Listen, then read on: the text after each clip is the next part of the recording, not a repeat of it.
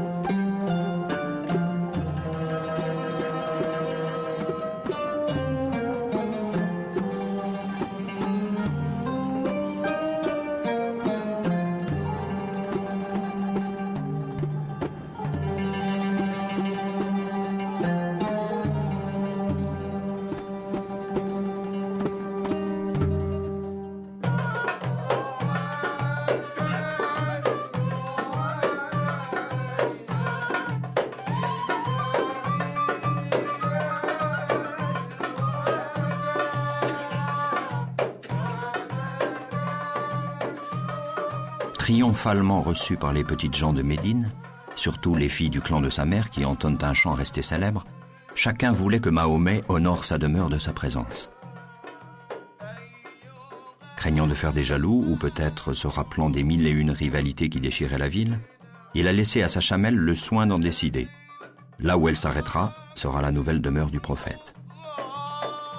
La situation de Yathrib est décisive pour comprendre l'Hégire. Yathrib était l'oasis la plus importante de tout le Hijaz du point de vue de l'agriculture, aussi bien que par sa population. Yathrib est constitué de plusieurs groupes. Des Juifs, les Kaïnouka, les Nadir, les Koraïza. Il y a des Arabes idolâtres, des Arabes qui ne sont même pas originaires de cette ville, ils sont venus du Yémen, comme les Awas et les Khazraj. Les conflits éclataient entre les Awas et les Khazraj et cela a provoqué des déchirements à l'intérieur de Yathrib.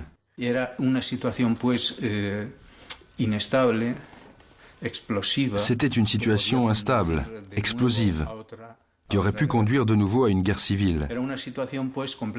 C'était une situation complètement opposée à celle de la Mecque, où précisément les Koraïchites avaient obtenu leur triomphe par l'union.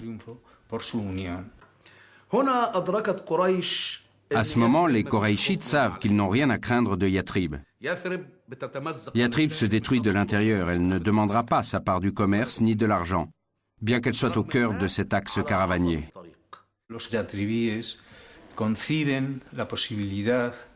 À ce moment, ces pèlerins de Yathrib ont dans l'idée de proposer à leurs concitoyens que cet homme saint, qui disait des phrases si belles et si émouvantes, soit admis dans leur ville en tant que juge de paix, pour arbitrer leurs querelles.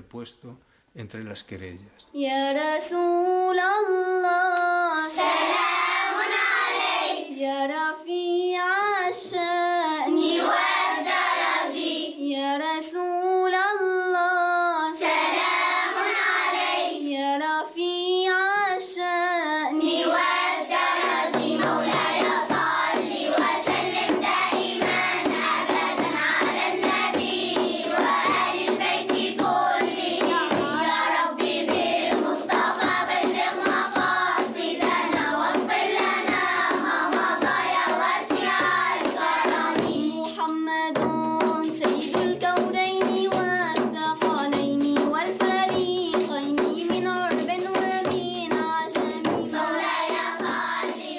Après avoir érigé la toute première mosquée de l'islam et la plus importante partie du Coran déjà révélée, Mahomet, à côté de son statut de prophète et d'envoyé de Dieu, exerçait pleinement à Yathrib son rôle d'arbitre politique. Mais veuf depuis peu, il sentait déjà la solitude l'envahir. إحدى المؤمنات جاءت تخرج النبي صلى الله عليه وسلم من حالة الحزن التي يعيشها. جاءت إلى النبي وقالت: يا رسول الله ألا أتزوج؟ قال: ومن أتزوج؟ فتقول: أحب خلق الله إليك. بنت أحب خلق الله إليك. ووردت أيضا أحب خلق الله إليك عن عائشة. نعم. ففي شيء يبدو أن السيدة عائشة من طفولتها ظهر فيها علامات النجابة والنبوغ والذكاء. كان شيء هناك محمد صلى الله عليه وسلم منجذب إليها. كانت طفلة صغيرة السيدة عائشة، ولكن منذ هذه الطفولة كان هناك توجه عاطفي من قبل النبي لها. كان يحبها، ولا شك أن لها ميزات ممتازة جعلت النبي صلى الله عليه وسلم يميزها ويؤثرها. نحن في عصرنا قد نستهجن هذه الفوارق في العمر وفي السن، لكن يبدو بهذاك العصر ما كان له قيمة أبدا موضوع السن والعمر. المهم أننا نرى الزواج ناجح يمشي بنجاح. والسيدة عائشة كانت إلى أقصى حد محبة ومتفاعلة مع النبي صلى الله عليه وسلم، لم تشعر بأي ظلم أنه هو أكبر منها بكثير. حصلت الخطبة ولم تتزوج إلا بعد الهجرة بسنة أو سنتين تقريبا. Les musulmans étaient composés de deux groupes, les Muhajiroun, ceux qui avaient émigré de la Mecque à Médine, et les Ansar. Le prophète a appelé Ansar ceux qui l'ont soutenu, abolissant les noms de Hawas et Khazraj, qui rappelaient trop les conflits qui les opposaient, et les deux communautés se sont unies. Il a constitué un groupe solidaire, dont les membres ne sont unis ni par des liens de sang comme dans la tribu, ni par des liens ethniques. On ne différencie un arabe d'un non-arabe que par la dévotion. Il a constitué ce groupe, que l'on a appelé la Ummah, nation ou communauté, sur un principe confessionnel, une fraternité dans la foi.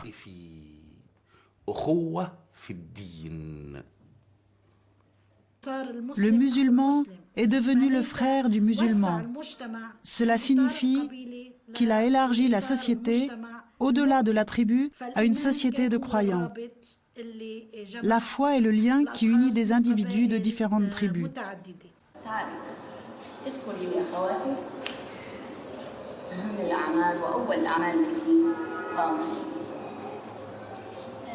لما هاجر النبي صلى الله عليه وسلم على المدينة فهناك أعمال قام فيها. أول أعمال اللي قام فيها هي تأسيس الدولة الإسلامية. كيف تأسس الدولة الإسلامية؟ من خلال بناء المسجد اللي يعتبره هو ركيز للدولة الإسلامية. فيه بيجتمع المسلمين يتداولوا أمورهم الحربية والسياسية والدينية كل الأمور فيه. ثاني عمل عمله النبي صلى الله عليه وسلم لدى وصوله للمدينة هو المؤاخاة بين المهاجرين والأنصار. أصبح الأنصاري يتنازل عن كل ما يملك نصف ما يملك لأخوه المهاجر من ديار وأموال، حتى أنه تنازل عنه عن بعض زوجاته. ثالث عمل هو أوجد النبي صلى الله عليه وسلم دستور يحكم بين المسلمين. هالدستور ضمن انه اليهود بيتعاملوا مثل معامله الاسلام، مثل معامله المسلمين، لهم مثل ما علينا وعليهم مثل ما علينا، وكل اهل الكتاب. Il a promulgué ce qu'on appelle la charte de Médine. En termes modernes, on peut dire que cela fut la première constitution dans une société musulmane. Le prophète y reconnaissait la multiplicité des confessions. Quant aux affaires religieuses, chaque communauté religieuse était responsable de la gestion de ses affaires de façon indépendante. Le Coran insiste sur la liberté de croyance et un verset dit « Il n'y a pas de contrainte en religion ». C'est clair et évident. Un autre verset dit « Celui d'entre vous qui le veut peut croire et celui qui le veut peut ne pas croire ». Il a donc fait conclure un pacte entre tous pour qu'ils se respectent les uns les autres, qu'ils vivent en harmonie dans le respect des lois et la responsabilité sociale. En d'autres termes, les Juifs vivant à Médine, les musulmans et les chrétiens étaient appelés dans le cadre de la défense de Médine à s'opposer à ceux qui l'attaquaient, même s'ils appartenaient à leur religion et à leur ethnie. Ceci nous rapproche de l'idée du contrat social, national. في المدينة تنزل الأمطار أكثر مما هو الحال في مكة فإذا ببعض أصحابه يصابون بحمى المدينة ومن شدة حماها كان الذين أصيبوا بالحمى من شدة الحرارة يهذون يتكلمون فلا يعون الكلام وليس ذلك بغريب فالمهاجرون من مكة غادروا بيئة عاشوا بها واعتادوها إلى بيئة مختلفة حتى أن كثيرا من المسلمين ما عادوا يقدرون على الصلاة وقوفا فكانوا يصلون قعودا توجه رسول الله صلى الله عليه وسلم بالدعاء لربه فقال اللهم حبب إلينا المدينة كما حببت إلينا مكة أو أشد وبارك لنا في مدها وصاعها وانقل وباءها إلى الجحفة والجحفة مجمع الأسيال حيث تنتهي إليها المياه القذرة وما شابه سنرى رسول الله صلى الله عليه وسلم وهو رسول الله لا يكتفي بالدعاء عمل على إكراء الأنهار والوديان أي تطهيرها وتنظيفها ومنع استنقاع الماء فيها وحفر الآبار ليستخرج الماء العذب للشرب رسول الله حرم إلقاء القاذورات أو الأوساخ أو التبول في حواري المدينة فلم يمض على المدينة شهور عديدة حتى صار الذباب الذي يرتع في حواريها وفي بيوتها صار بعيدا والبعوض صار بعيدا وصارت المدينة نقية طاهرة عذبة لمن أراد فيها الحياة. À Médine, la révélation arrive à Mahomet selon un tout autre style, un tout autre rythme. Le verset est bien plus long et il se fera de plus en plus législatif et prescriptif. Les règles de l'inceste, le code du mariage, de l'alimentation, de l'héritage seront toutes des révélations médinoises. Les rituels, à part celui du pèlerinage, ne seront pas tous exhaustivement détaillés. Pour la prière, paradoxalement, seules les mises en condition pour l'exercer dans la propreté seront minutieusement mentionnées dans la parole de Dieu.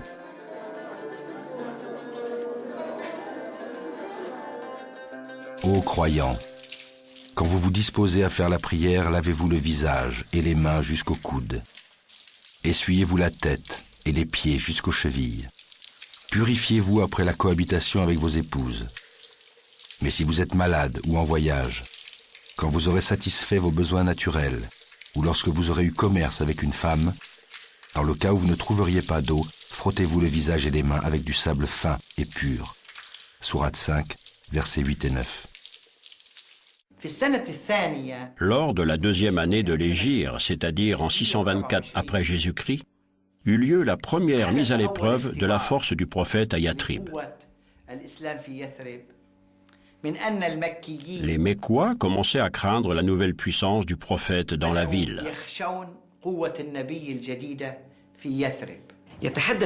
Les historiens disent que la Mecque a produit le nectar et Yatrib la guerre. La Mecque était la demeure de l'amour et Médine était la demeure de la guerre. Cette politique d'affrontement est issue d'une nécessité matérielle inéluctable. De quoi allaient-ils vivre, les émigrants? Il y avait parmi eux des commerçants, mais ils avaient perdu leur argent.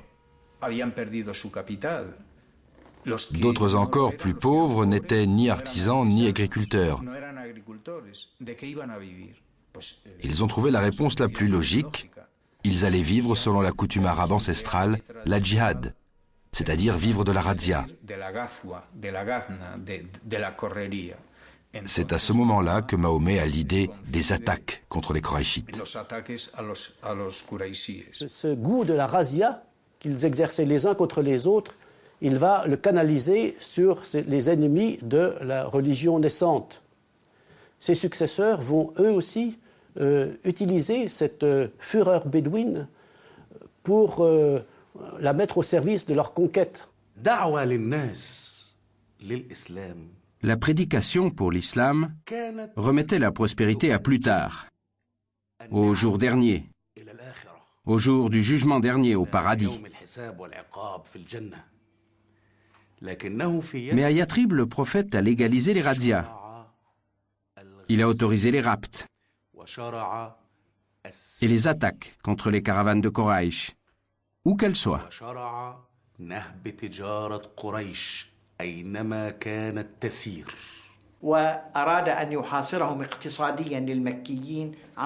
Il voulait établir un siège économique autour des Mécois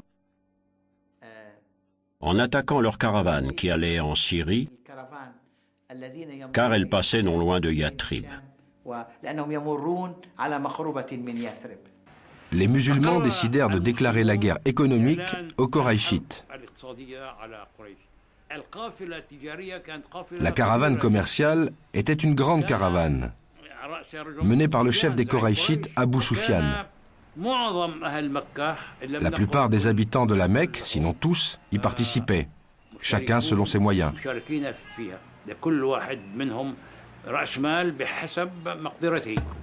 Badr. Nulle chronique n'aurait mentionné ce coin perdu s'il n'y avait là 3 puits et s'il n'était donc un passage obligé sur le chemin des caravanes. Depuis l'installation de Mahomet, les émigrés continuaient d'arriver de la Mecque. Ils n'avaient ni activité ni ressources et cela agaçait de plus en plus les Médinois. Est-ce par hasard que juste à ce moment, le prophète décide de lancer la belle opération militaire de Badr?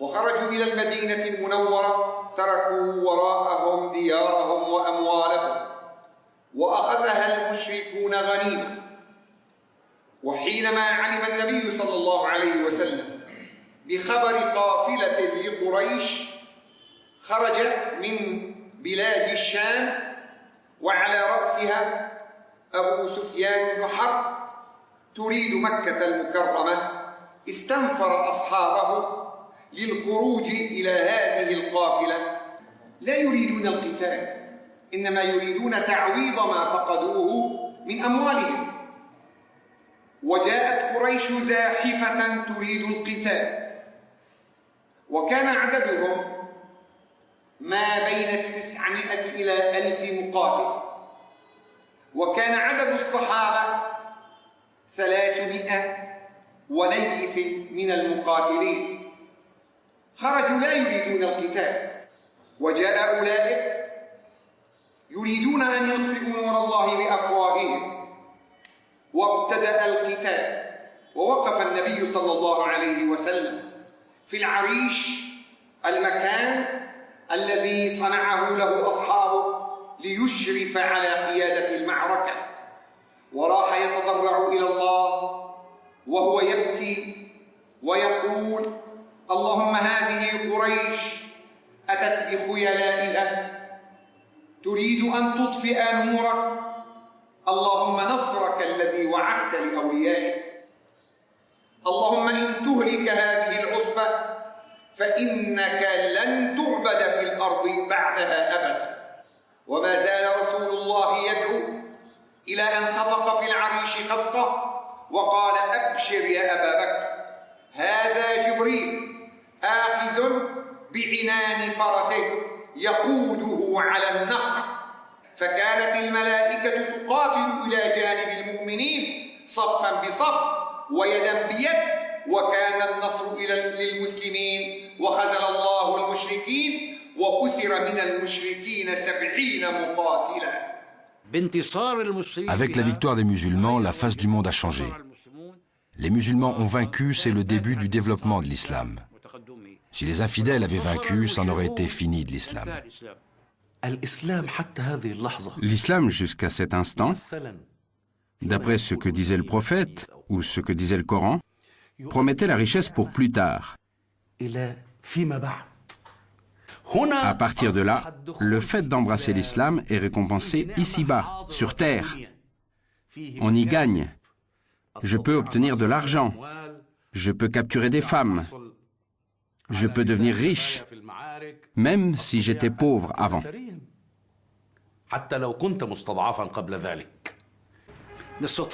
On peut dire que l'entité de l'État et le noyau de l'armée ont commencé à se constituer après la bataille de Badr. Quand tout cela a été autorisé, de plus en plus de gens se sont convertis à l'islam.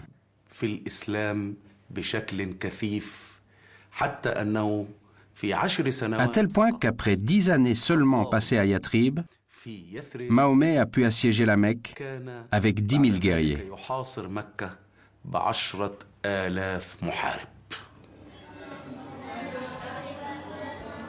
نون والقلم وما يسطرون ما أنت بنعمة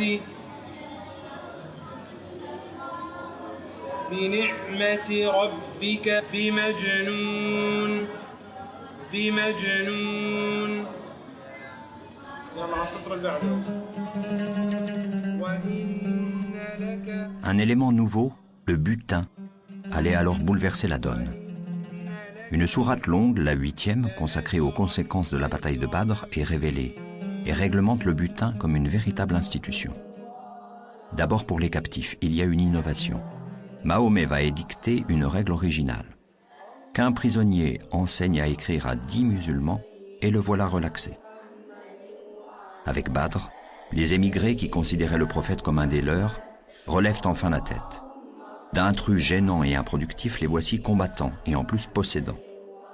Les gens de Médine, que le prophète surnommera les Ansars, ceux qui lui sont venus en renfort, ont affronté ces diables de Mécois et ce sont eux, les oubliés de l'histoire, qui ont gagné, grâce à Dieu, sans aucun doute.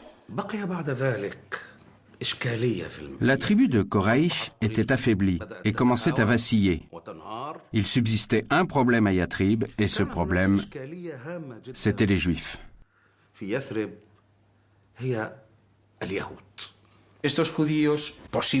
Ces Juifs, leurs docteurs n'étaient sans doute pas des puits de science, mais ils connaissaient l'Ancien Testament beaucoup mieux que Mahomet. Là se trouve une des causes de la rupture. S'appuyant sur leur propre révélation, ils étaient la négation vivante de la prophétie de Mahomet.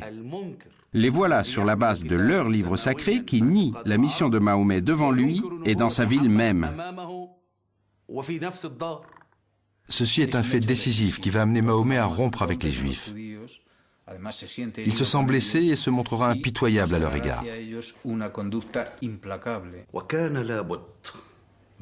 Il faut se débarrasser de cet élément perturbateur à Yathrib pour qu'il ne reste dans la ville que ce groupe solidaire qui croit en l'islam.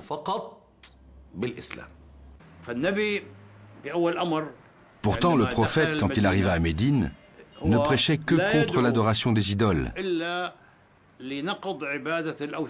Il permettait aux Juifs de préserver leur confession. Il conclut un pacte avec eux.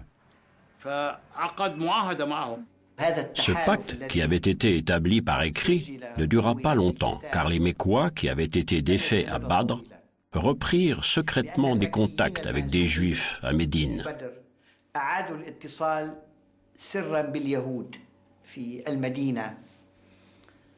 Ils attaquèrent Médine 2 ans après Badr, à Uhud. Et lors de cette bataille, ils vainquirent le prophète.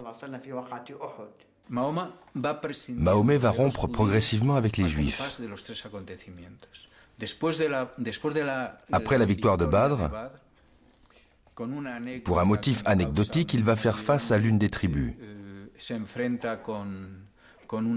Finalement, il conclut un pacte et les Juifs s'en vont.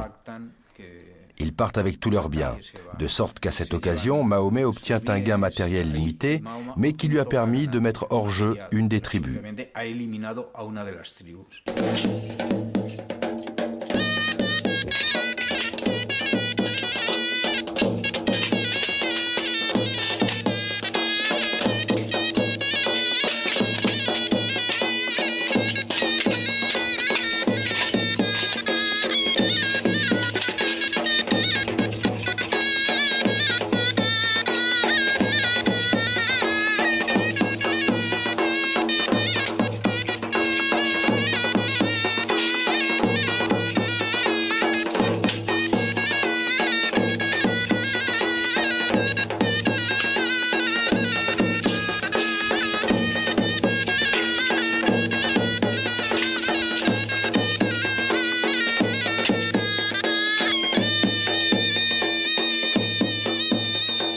À quelque chose, malheur est bon. C'est à peu près ainsi que la chronique des premiers temps de l'islam parle de la défaite d'Ohod. Car si le triomphe à Badr a aguerri les fidèles, il leur a fait oublier qu'ils étaient encore loin de former une armée. À Ohod, près de Médine, les Mécois, à la tête de plusieurs milliers d'hommes, sont venus chercher la revanche après Badr. L'armée du prophète a surestimé sa force et a été défaite, alors que la lignée des guerriers professionnels, encadrée par d'anciens héros de la geste mécoise, tels Omar ou Hamza, le jeune oncle de Mahomet. Celui-ci tombera lors de cette bataille, terrassé par un esclave qui n'avait d'autre enjeu dans toute cette histoire que de racheter sa liberté.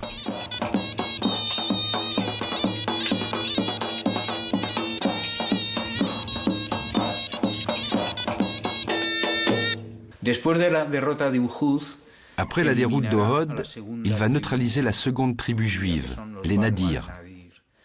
Là encore avec un motif de circonstance. Il fallait payer une rançon et Mahomet s'est adressé aux Nadirs, aux chefs des Nadirs, pour leur demander une contribution, étant donné que les Juifs faisaient partie de la Oumma, la nouvelle structure communautaire établie par Mahomet à Yatrib. Les Juifs, les chefs des Nadirs, répondent « Nous t'accordons l'aide que tu nous demandes. »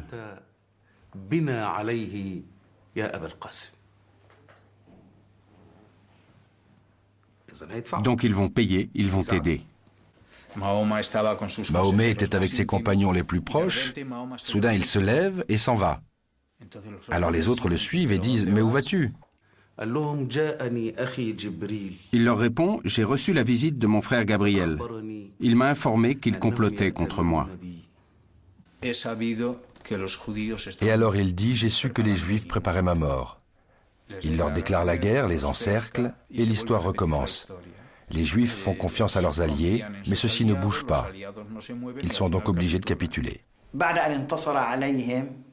Après les avoir vaincus, il leur fit choisir entre se soumettre à son autorité ou être expulsés. Ils préférèrent quitter Médine et émigrer. Certains émigrèrent à Kaïbar, d'autres émigrèrent en Syrie, en Palestine et en Irak.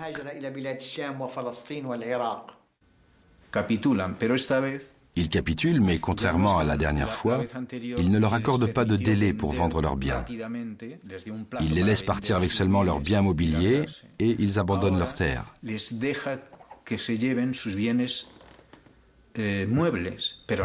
Du coup, ils se débarrassent des Nadirs et les immigrants possèdent désormais un patrimoine.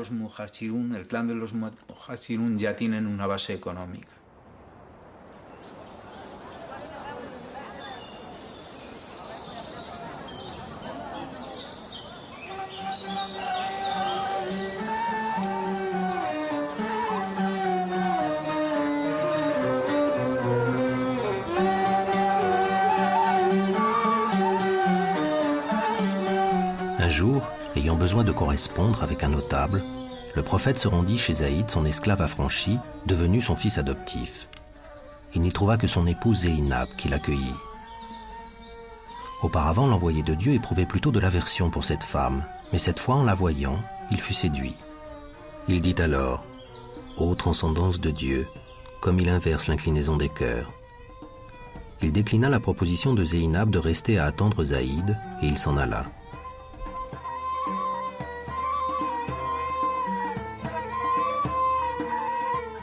Au retour de son époux, Zéinab lui rapporta les propos de l'envoyé de Dieu.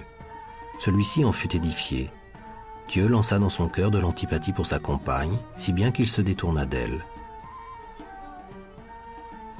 Zaïd vint voir le prophète et dit « Ô envoyé de Dieu, je veux me séparer de ma compagne. Elle est trop noble pour moi et cela m'est pénible. Garde ton épouse et crains Dieu, recommanda le prophète. Toutefois, Zaïd finit par divorcer.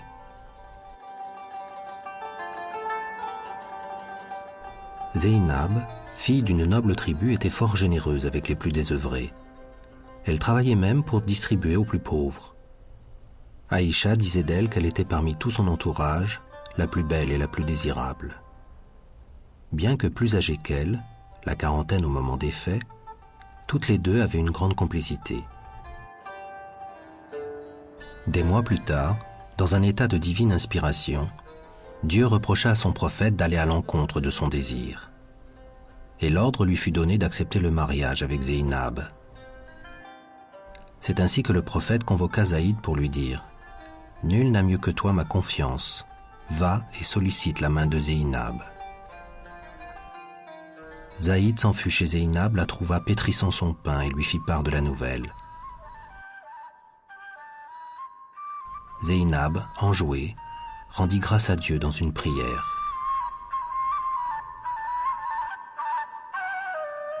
C'est à cette occasion que Aïcha, son autre épouse, lui a dit sur le ton de la plaisanterie « Les révélations de ton Dieu t'arrangent bien ».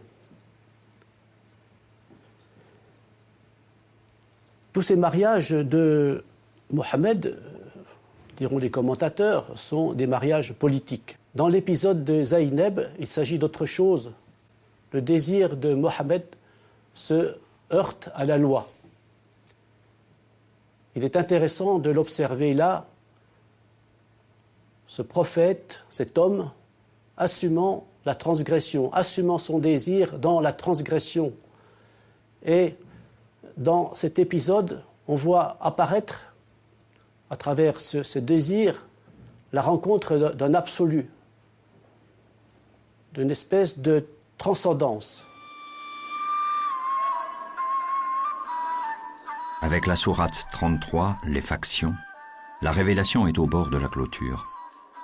Dans les premiers versets, il est dit « Mahomet n'est le père d'aucun d'entre vos hommes » et au Coran de légiférer sur l'interdiction de l'adoption comme don du nom à un enfant. Celle-ci embrouille les lignages et la logique de l'héritage. Cette sourate concerne aussi le couple et la tenue vestimentaire de la femme. Le voile, au premier temps de l'islam, n'était pas considéré avec autant de rigueur qu'aujourd'hui. Le voile est un des droits de la femme. Mais elle a toute l'attitude de décider elle-même quand et où elle doit en user.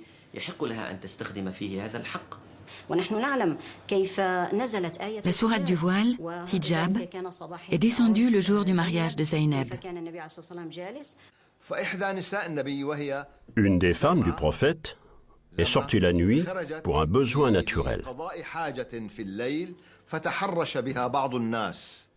Certains hommes lui ont fait des avances et l'ont molesté. Le prophète a commencé à s'inquiéter. Là fut donc révélé le verset qui a fait que le prophète a voilé ses épouses, c'est-à-dire qu'il leur a interdit de se mélanger avec les hommes. Parlons de la mixité.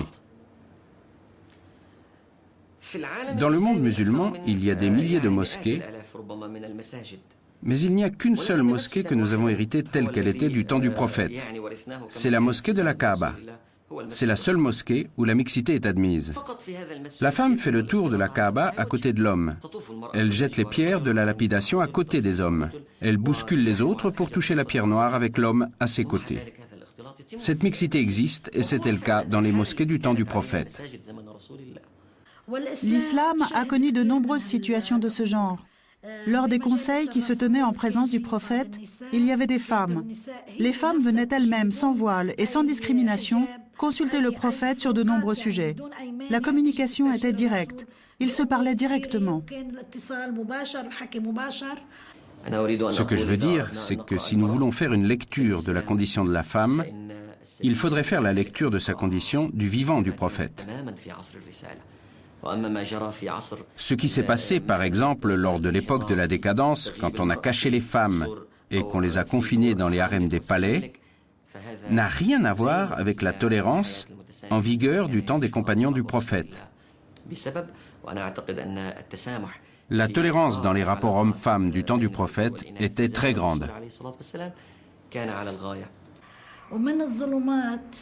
Il y a donc des aspects obscurantistes qui ont affecté les musulmans, non l'islam, et qui ont été attribués à l'islam alors qu'ils ne relèvent pas du tout du domaine du religieux.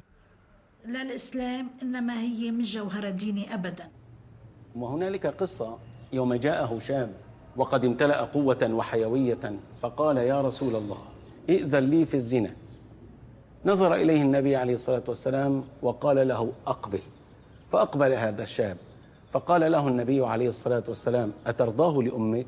أي أترضى هذه الفعلة لأمك؟ قال لا، فداك أبي وأمي يا رسول الله. قال له النبي وكذلك الناس لا يرضونها لأمهاتهم. أترضاه لأختك؟ قال لا، فداك أبي وأمي يا رسول الله. قال وكذلك الناس لا يرضونه لأخواتهم. أترضاه لخالتك؟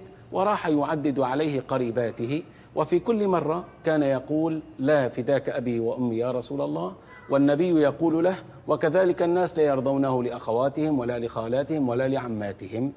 ثم قال له أدن أيضا، فدنا هذا الشاب الممتلئ، فوضع النبي عليه الصلاة والسلام يده على صدره وقال اللهم طهر قلبه وحصن فرجه واغفر ذنبه. فقال هذا الرجل بعد إذ كان هذا الدعاء قال والله أتيت إلى رسول الله وما من شيء أحب إلى قلبي من الزنا، وخرجت من عند رسول الله وما من شيء أبغض إلى قلبي من الزنا. Le vieux démon de la sédition se réveille à Médine. Une faction appelée par le Coran les hypocrites s'allie aux ennemis de Mahomet et ceux-ci décident avec cette complicité le siège de la capitale prophétique.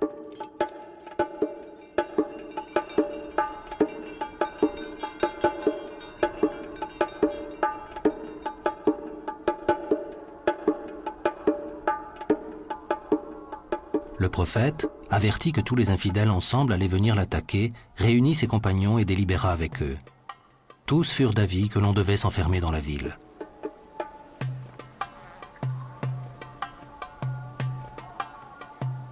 Selman le Persan dit « Chez nous autres Perses, quand une armée nombreuse vient attaquer une ville dont l'armée n'est pas en état d'aller au-devant de l'ennemi, on creuse autour de la ville un fossé pour empêcher les cavaliers d'y entrer. » Le prophète et tous ses compagnons approuvèrent ce conseil de Selman.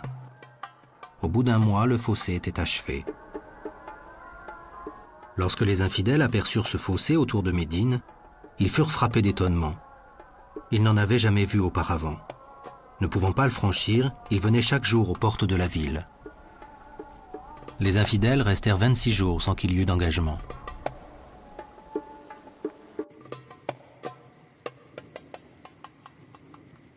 Un notable d'entre les assiégeants, nommé Noaïm, à qui Dieu avait donné de l'inclination pour l'islam, se leva pendant la nuit, sortit de sa tente, se présenta au prophète, fit profession de foi et dit « Apôtre de Dieu, il y a longtemps que je suis croyant en secret. Donne-moi maintenant tes instructions. » Le prophète lui dit « Je désire que tu te rendes auprès des infidèles et que tu cherches à les diviser. »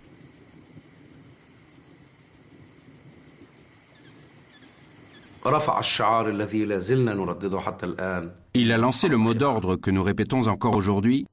La guerre est une affaire de ruse.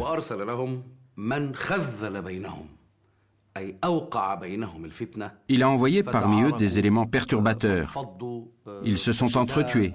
En plus, il y avait l'hiver, la pluie, et le siège a donc pris fin sans combat. À la tombée de la nuit, Dieu déchaîna sur le champ des infidèles un vent qui renversa toutes leurs tentes. Les ennemis furent remplis de terreur, car un violent orage menaçait d'éclater. Abou Soufiane résolut de s'enfuir. Les infidèles partirent la nuit même, en enlevant de leurs bagages tout ce qui était embarrassant. Pendant le siège, les musulmans avaient soupçonné les juifs de Médine, les Banu Quraïza, d'avoir eu des contacts secrets de nuit avec les assiégeants. Mais l'espion Noaïm avait pu éviter qu'ils leur permettent l'accès à la ville par le côté qu'ils défendaient. L'armée mécoise partie, les derniers juifs de Médine surent qu'ils étaient condamnés.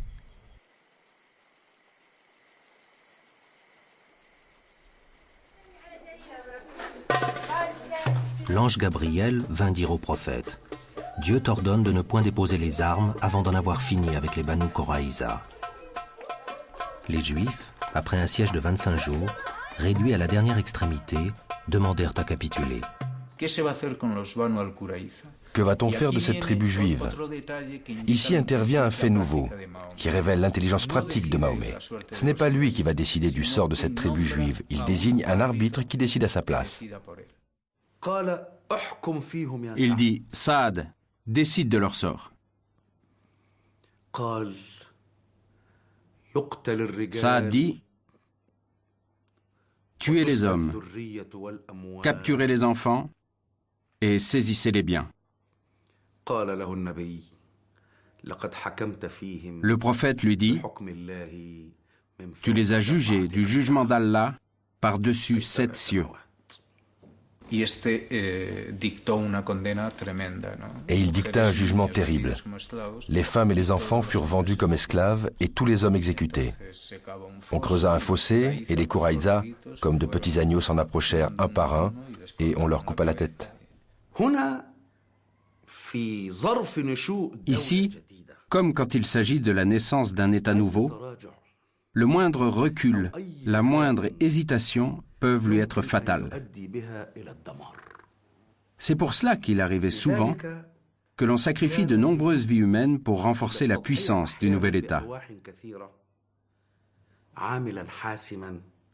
Et cela fut une leçon terrifiante pour l'ensemble de la péninsule arabe. La péninsule tout entière fut terrifiée par l'exécution de 900 personnes en un seul jour. Ceci est l'épisode le plus dramatique. Il fut utilisé ensuite par la propagande chrétienne byzantine pour accuser Mahomet d'être un imposteur, un homme cruel qui s'était imposé par les armes. La Mecque a tremblé quand elle a appris cela, car si le prophète envahissait la Mecque avec ses soldats, il les tuerait, comme les Quraïza. Les autres Arabes furent saisis d'effroi et de terreur. Tous ceux qui s'opposaient ou qui hésitaient encore furent saisis d'effroi et de terreur. Le processus engagé avec la non-reconnaissance du caractère prophétique du message de Mahomet aboutit à la rupture définitive avec les Juifs. Dans la tradition musulmane, cette séparation se concrétise par le rattachement direct de l'islam à Abraham, source de tous les monothéismes, à travers la figure de son fils, Ismaël.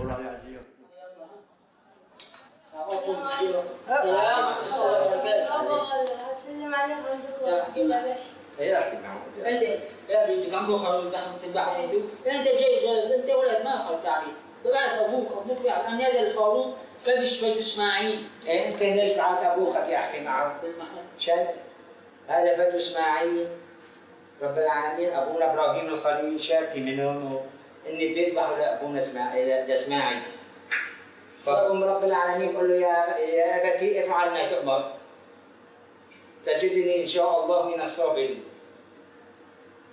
فلما جاب عمشه وجاب السكينه بده يذبحه السكينة تنقلب على عفاها بإذن رب العالمين. فرب العالمين بعته من السماء كبش فدول اسماعيل قال له هذا ابونا عواد اسماعيل هذا فدو وعاد فكر له عماش وجابوا الخروف ذبحوا عواد سيدنا اسماعيل. تذبح له خروف انت تذبح له خروف؟ انا بجيب الذبح تذبح له خروف فهمت قصته يا ابني؟ الله يعطيك سلمنا على ابوك مع السلامه خيو مع السلامه. Quand la prière a été imposée aux musulmans, il a pensé qu'il était normal que la direction de la prière soit Jérusalem, vers laquelle prient les Juifs et les chrétiens. Mais en réalité, ce qui s'est passé, c'est qu'ils ne l'ont pas reconnu comme prophète. Les Juifs l'ont combattu et les chrétiens lui ont tourné le dos. Entonces es cuando Mahoma insiste o encuentra la solución o la revelación le da esa solución. C'est alors que Mahomet finit par trouver cette solution, à moins que ce ne soit la révélation qui la lui apporte, l'abrahamisation de son message. Del cual él es portador. Es decir, c'est-à-dire qu'il s'agit de la même révélation, mais il va à la source même de cette révélation, c'est-à-dire à Abraham. Cette révélation n'est pas juive parce que l'origine du judaïsme est Moïse et sa loi. Il saute par-dessus les chrétiens, bien sûr, par-dessus les juifs, et va s'enraciner directement à la source même du monothéisme. Ce que les non-musulmans considèrent comme la dernière des grandes religions monothéistes, l'islam, est pour les musulmans la religion monothéiste primordiale. C'est l'un des fondements de la pensée islamique.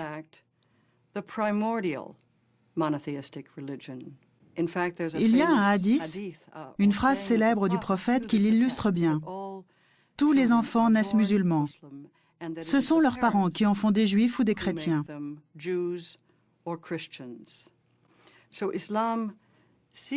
L'islam se considère comme l'expression originelle de la volonté de Dieu. Il dit, pourquoi donc continuer à considérer Jérusalem comme notre Qibla, notre direction de prière? Nous n'avons qu'à revenir à notre Qibla abrahamique originel qui est la Kaaba. Car son ancêtre par Ismaël est Abraham, et c'est également son ancêtre religieux, son guide religieux, comme celui des autres religions monothéistes. Une deuxième conséquence importante de la rupture avec les Juifs et les chrétiens, c'est ce que nous pouvons appeler l'arabisation du message, l'arabisation de l'attitude religieuse de Mahomet. Donc, quand les musulmans voient des différences entre la Bible et le Coran, ou entre les croyances des Juifs et des chrétiens et les leurs, ils les attribuent à la corruption par les Juifs et les chrétiens, qu'elle soit délibérée ou involontaire, de leurs écritures et de la révélation qu'ils ont reçue de Dieu.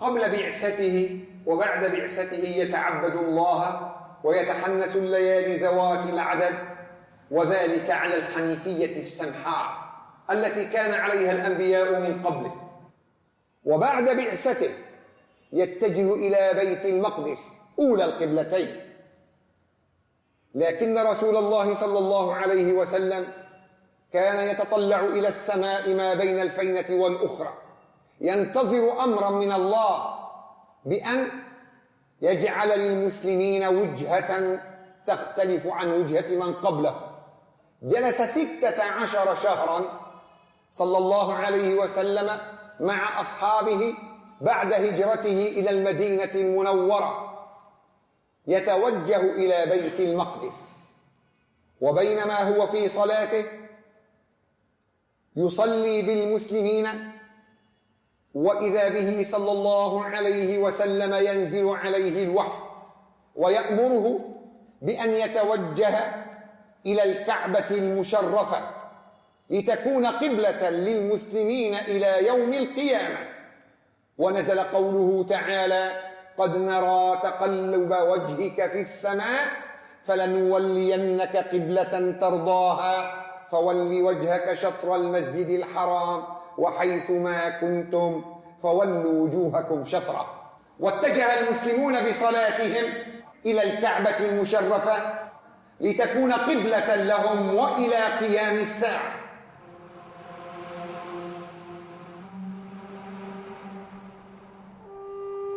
Nous verrons dans l'épisode suivant comment Mahomet, à Médine, en menant de front 2 redoutables combats, mettra autant de dextérité à construire une cité, un espace public, une paix entre les croyants, qu'à poursuivre la guerre contre la bédouinité. Il y épuisera sa vie.